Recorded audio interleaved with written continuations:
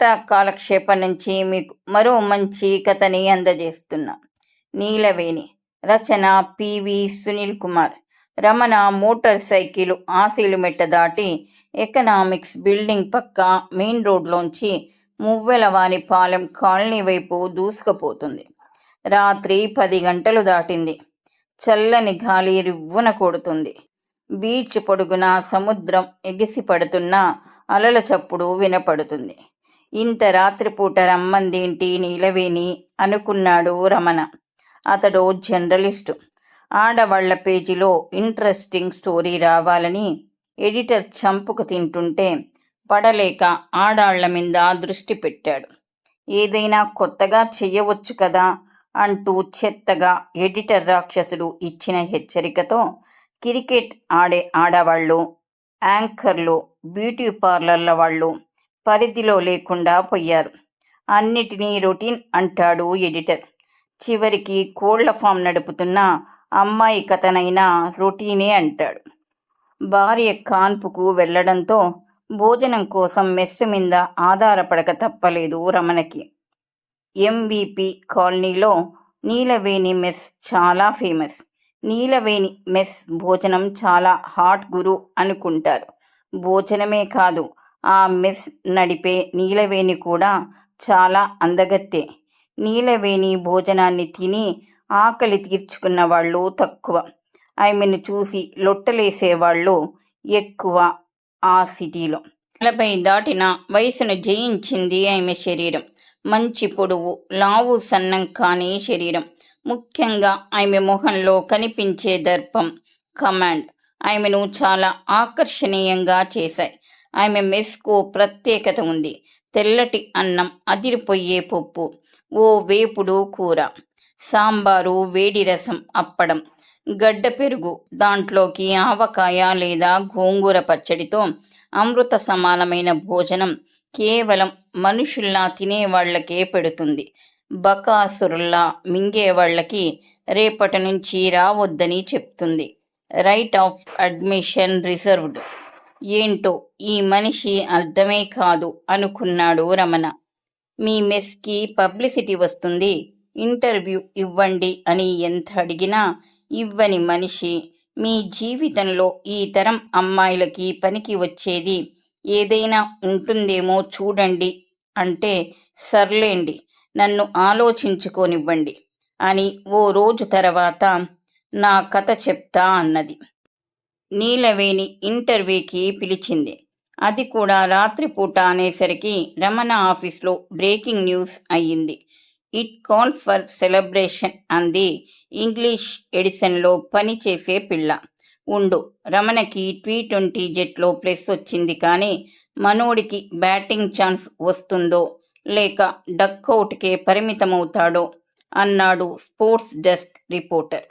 సిగ్గులేదురా చచ్చినోళ్లారా, male feminist criminals అంతా కట్టకట్టుకుని పత్రిక ఆఫీస్లో చేరినట్టుంది. ఆ నీలవేణి చాలా షార్ట్ టెంపర్. మనోణ్ణి గెరిటతో 4 బాది సాంబార్ డేక్షాలో ముంచి రేపు వడ్డిస్తుంది అంటూ శాపనార్థాలు పెట్టింది ఫెమినిస్ట్ శ్యామల. ఈ లేట్ ఈవినింగ్ ఇంటర్వ్యూ రమణకి వర్కౌట్ అవుతుందని కాదని అప్పటికప్పుడు స్పాట్ బెట్టింగ్లు మొదలయ్యాయి. నా గురించి తెలుసుకునే ముందు సంపత్ గురించి తెలుసుకోవాలి మీరు అంది నీలవేణి. అతనెవరు అని అడిగాడు రమణ. అతని గురించే చెప్పబోతుంటే అతనెవరు అని అడగడం అర్థం లేని పని అని నీలవేణి అనలేదు. ఆమె చిరునవ్వు అది. సంపత్ గురించి ఆ ఊళ్ళో తెలియని వాళ్ళు లేరు. డాక్టర్ జెకిల్ అండ్ మిస్టర్ హైడ్ లాంటి క్యారెక్టర్ అతనిది. తాగకపోతే అతని కంటే మంచివాడు లేడు. చాలా సాధు స్వభావి. సాయంత్రం 7 గంటలు దాటిందంటే పాత బస్టాండ్ దగ్గర ఉన్న వైన్ షాప్లో తాగడం మొదలు పెడతాడు. సంపత్ ఇండ్లు ఊరికి ఈ చివర ఉండే తాలూకా ఆఫీస్ దగ్గర. మరి ఆ చివరి నుంచి తాగటం ఎందుకో మొదలు పెడతాడో ఇంతవరకు ఎవ్వరికీ తెలియదు.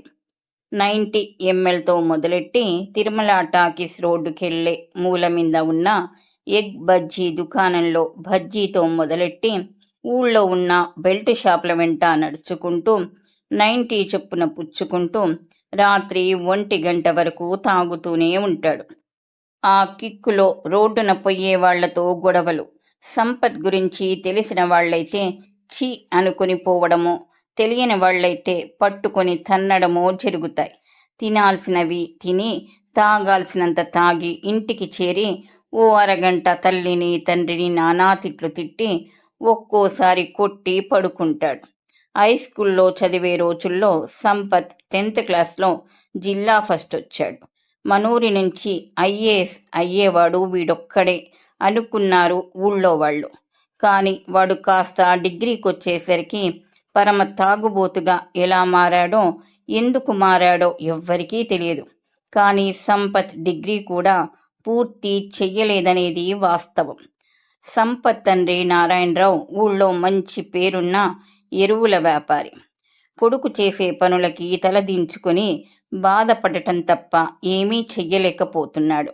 సంపత్కి ఓ చెల్లెలుంది. ఆ అమ్మాయి అంటే చాలా ప్రేమ సంపత్కి. ఎందుకురా తాగుతావు? ఆరోగ్యం చూడు ఎలా పాడైపోయిందో, మానేయరాదు అంటుందా పిల్ల. బదులుగా ఏడుస్తాడు తప్ప ఏమీ చెప్పడు సంపత్. సంపత్ గురించిన వార్త చింతలపూడి గ్రామాన్ని స్తంభింపజేసింది. ఇది వన్డే ఇంటర్నేషనల్ అన్నాడు ఆనందబాబు అనబడే బుజ్జి. సారా లక్ష్మి బెల్ట్ షాప్లో 2 పెగ్గులు తాగాక.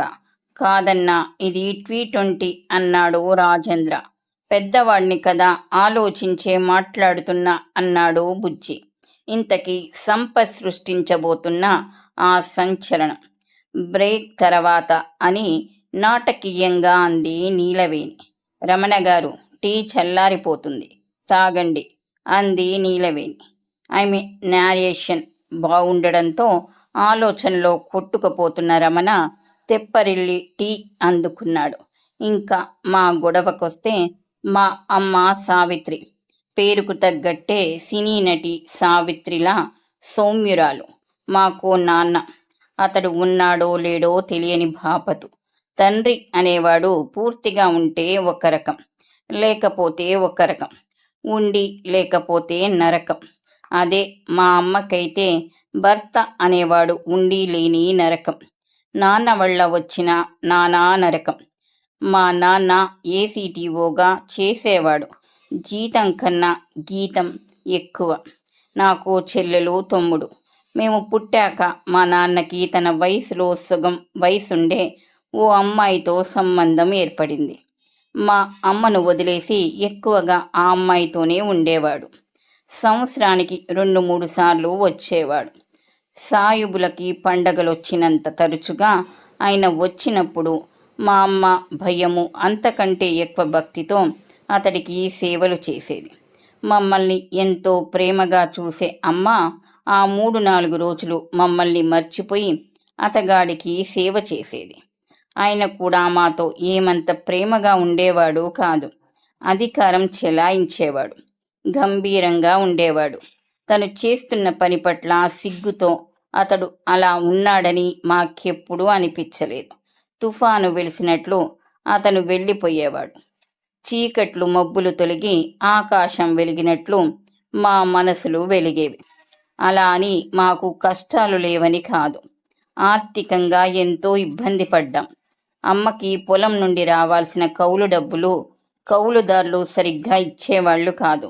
తను ప్రైవేట్ స్కూల్లో టీచర్గా పనిచేసేది.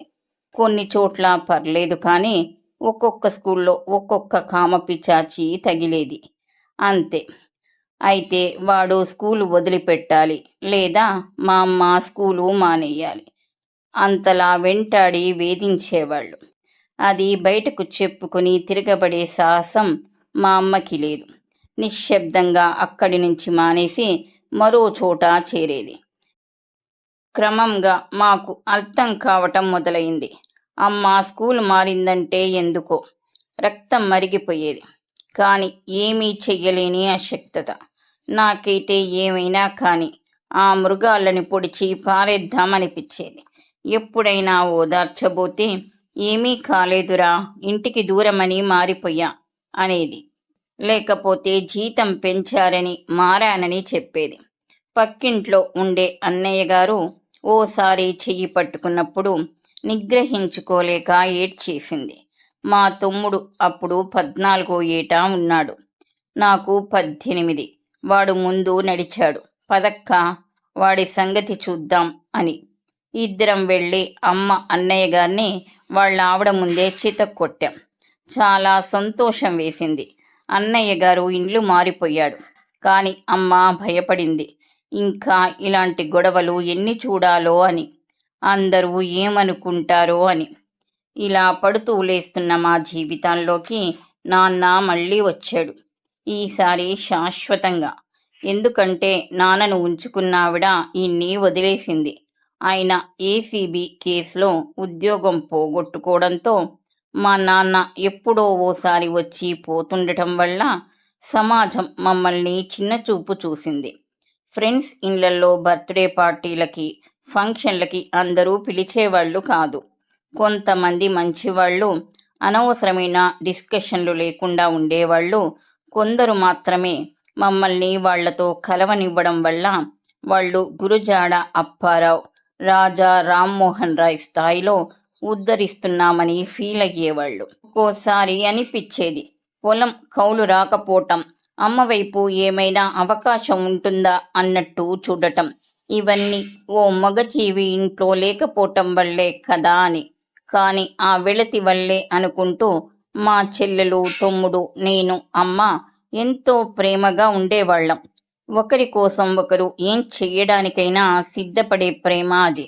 మా నాన్న తిరిగి వచ్చాడే కానీ ఇంట్లో ఎవరో ఫారినర్, అంటే అమెరికా నుండి తెల్లవాడో, నైజీరియా నుండి నల్లవాడో, మన జాతికి సంబంధం లేనివాడు వచ్చి ఉంటున్నట్టు ఉండేది. సంతోషంగా ఉండే కుటుంబాలన్నీ ఒకేలానే సంతోషంగా ఉంటాయి. దుఃఖంతో ఉన్న కుటుంబాలు మాత్రం దేని పద్ధతిలో అవి దుఃఖంగా ఉంటాయి అంటాడు టాల్స్టాయ్ అన్నా కెరీనాలో. మా కుటుంబం విషయంలో అతడు తప్ప ఎంత బాధ ఉన్నా మా దారిన మేము సంతోషంగానే ఉన్నాం. ఈయన వల్ల ఆ సంతోషం పోయింది. టాల్స్టాయ్ అన్నట్టుగానే ఓ హోటల్లోనో, రైల్వే ప్లాట్ఫామ్ మీదో యాదృచ్ఛికంగా కలిసిన వాళ్లకు కామన్గా ఉండే విషయాలు ఎక్కువ ఉంటాయి. మా నాన్నకి మాకు ఉన్న రిలేషన్తో పోలిస్తే చాలా ఇబ్బందిగా, మా మధ్య గోడ కట్టినట్టుగా, ఇంట్లో కలరా జబ్బు తిరుగుతున్నంతగా ఇబ్బందిగా ఉండేది. ఎప్పుడూ నవ్వుతూ తుళ్ళుతూ ప్రేమగా మాట్లాడుకునే మేము ఫార్మల్గా మాట్లాడుకోవటం మొదలైంది. చెప్పటం ఆపి నీళ్లు తాగి ఓ గ్లాసు రమణకిచ్చింది నీలవేణి. అలవాటు లేని ఆ పోషాన పడితే మూతి మీసాలు కాలాయని ఎప్పుడైనా విన్నారా అంది. బిత్తరపోయిన రమణ, విన్నాను కానీ మీ కథకి ఆ పోషణకి సంబంధం ఏంటో అర్థం కావటం లేదు అన్నాడు. మా నాన్నకి మమ్మల్ని కని పారేయటమే తెలుసు తప్ప మా ఆలన పాలన ఎప్పుడూ చూడటం తెలియదు. ఆయనకి తన సుఖమే ముఖ్యం. ఓ మేల్ ఫెమినిస్ట్ పిగ్. అలాంటివాడు అకస్మాత్తుగా ఒక మంచి తండ్రి అయిపోవాలనుకున్నాడు. బిన్ లాడెన్ నోబెల్ బహుమతి ఆశించినట్టు ఆయనకి చిన్నతనం నుండి ఓ ఫ్రెండు వాళ్ళ ఊళ్ళో ఉన్నాడు. ఇద్దరూ సావాసగాళ్ళు. సినిమాల్లో సత్యనారాయణ, గుమ్మడి అనుకున్నట్లు నీకు కొడుకు, నాకు కూతురు పుడితే వాళ్ళకి పెళ్లి చేద్దాం అనుకున్నారట. అది ఈయనకి గుర్తొచ్చింది. ఆ ఫ్రెండ్ని వెతుక్కుంటూ వెళ్ళాడు. ఆయన ఆర్థికంగా బాగా ఉన్నాడు. వాళ్ళ అబ్బాయి కూడా వ్యాపారంలో ఆయనకి తోడుగా ఉంటూ ప్రయోజకుడయ్యాడు. వాళ్ళ ఇండ్లు, గొడ్డు, గోదా చూసి ముచ్చటపడి సంబంధం ఖాయం చేసుకున్నాడు. బొల్లున పెళ్ళయింది. మా నాన్న ఓ మంచి తండ్రి, ఓ మంచి స్నేహితుడు అయ్యాడు. కానీ నా జీవితమే నాశనమైంది. ఎన్నో ఆశలతో మొదటి రాత్రి గదిలోకి వెళ్ళాను. వాడి నుండి గుప్పుమని మందు, ఇంకా గుట్కా కలిపిన కంపు. కడుపు తిప్పి కడుపు రాకుండానే వాంతి అయింది. వాడి పేరు సంపత్. ఆనందబాబు అన్నట్టు మన పెళ్ళి వన్డే ఇంటర్నేషనల్గా ఒక్క రోజులో ముగిసింది. స్నేహితుడు మోసం చేశాడన్న బెంగతో, కూతురి జీవితం బలి చేశానన్న బాధతో మా నాన్న చనిపోయాడు. కానీ ఆయన అంటించిన సంపత్ని నా జీవితం నుంచి వెలగొట్టడానికి దాదాపు స్వైన్ ఫ్లూ నుండి బయటపడినంత పనయింది. మా అబ్బాయి బంగారం. వాణ్ణి జాగ్రత్తగా చూసుకుంటే వాడంత మంచివాడు లేడు అన్నారు మామగారు. అత్తగారు, మా అన్నయ్యకి ఈ పెళ్ళి ఇష్టం లేదు. కానీ నేను ఎంతో చెప్పి ఒప్పించాను. మా అన్న కొంచెం పాడైన మాట వాస్తవమే. కానీ పెళ్లితో అన్న బాగుపడతాడు అనుకున్నా అంది అతని చెల్లి. నా జీవితం ఓ పరీక్ష నాలిక అయిపోయింది రమణ గారు. మా అమ్మ మంచి భార్యగా భర్త చెప్పిన సంబంధానికి ఒప్పుకుందే కానీ తన జీవితంలా కూతురు జీవితం కూడా నాశనం కాకుండా ఏ జాగ్రత్త తీసుకోలేదు. నాన్న సరే సరే మంచి స్నేహితుడు తండ్రి అయిపోవాలని నా జీవితంతో ఆడుకున్నాడు. సాటి స్త్రీలై ఉండి కూడా పూర్తిగా చెడిపోయి ఇంకో 2 ఏళ్ల కంటే బతకని సంపత్తిని నాపై ప్రయోగించి చూశారు మా అత్తగారు ఆడపడుచు. వాళ్ళు ఓ మంచి తల్లి చెల్లెళ్ళు అయిపోయారు. మన జీవితం మీద మనకి కంట్రోల్ లేకపోతే ఇలా ప్రతి కుక్క మన జీవితంతో ప్రయోగాలు చేస్తుంది. అందుకే ఓ వయసు ఇగ్గింతము వచ్చాక మన మంచి చెడు ఏదో మనమే చూసుకోవాలి. దానికోసం తల్లిదండ్రులని ఎదిరించాల్సి వచ్చినా సరే. ఇది చెప్పడానికే నా కథ మీకు చెప్పాల్సి వచ్చింది. నాలాంటి వాళ్ళెవరైనా ఈ కథ చదివి వాళ్ళ నిర్ణయం వాళ్ళు తీసుకోగలిగితే చాలు. రమణ గారు అంది నీలవేణి. ఈ మిస్ ఆర్థికంగా నన్ను నిలబెట్టింది. నా తమ్ముడు చెల్లి పెళ్ళిళ్ళు చేసుకున్నారు. నేను ఆర్థికంగా నిలబడ్డాను. మా అమ్మ హాయిగా ఉంది అంటూ ముగించింది నీలవేణి. అది సరే, మీ కథ స్ట్రైట్గా చెప్పకుండా సంపత్ కథ ముందు ఎందుకు చెప్పారు అడిగాడు రమణ. మీ ఎడిటర్ మంచి స్టోరీ ఇమ్మన్నాడు రమణ గారు. రీడబిలిటీ ఉండాలంటే ఎలిమెంట్ ఆఫ్ సస్పెన్స్ ఉండాలి. తాగుబోతులు దయ్యాలు పాఠకుణ్ణి ఆకర్షిస్తాయి. వాటిని ఉపయోగించి కథ చెప్తే నాలాంటి డ్రై జీవితం కూడా బాగుంటుంది అంది నీలవేణి. రమణ, అయ్య బాబోయ్, మీరు మంచి రచయిత్రి అయిపోయేవాళ్ళు ప్రయత్నిస్తే అన్నాడు. నా కథ చెప్పాలంటే 7 ఏళ్ల చిన్న పాప నేను బర్త్డేకి వెళతానని ఏడుస్తుంది. కానీ ఆ పాపని సముదాయించలేక, ఆ పార్టీకి తమెందుకు వెళ్ళలేరో చెప్పలేక ఆ తల్లి హృదయం తల్లడిల్లిపోయింది అని కూడా మొదలెట్టొచ్చు అంది నీలవేణి. మరి అలా ఎందుకు మొదలవ్వలేదు అన్నాడు రమణ. ఎందుకంటే ఈ రచయితకి క్రైమ్ థ్రిల్లర్ హ్యూమర్ రాయటం అలవాటైపోయి నా జీవితాన్ని కూడా అలానే ప్రజెంట్ చేయడం వల్ల అని నవ్వింది నీలవేణి. ఈ కథ మీకు నచ్చినట్టయితే లైక్ చేయండి. మరిన్ని మంచి కథల కొరకు మా ఛానల్ని సబ్స్క్రైబ్ చేసుకోండి. ఈ కథపై మీ అభిప్రాయాన్ని తెలియచేయండి. ధన్యవాదములు.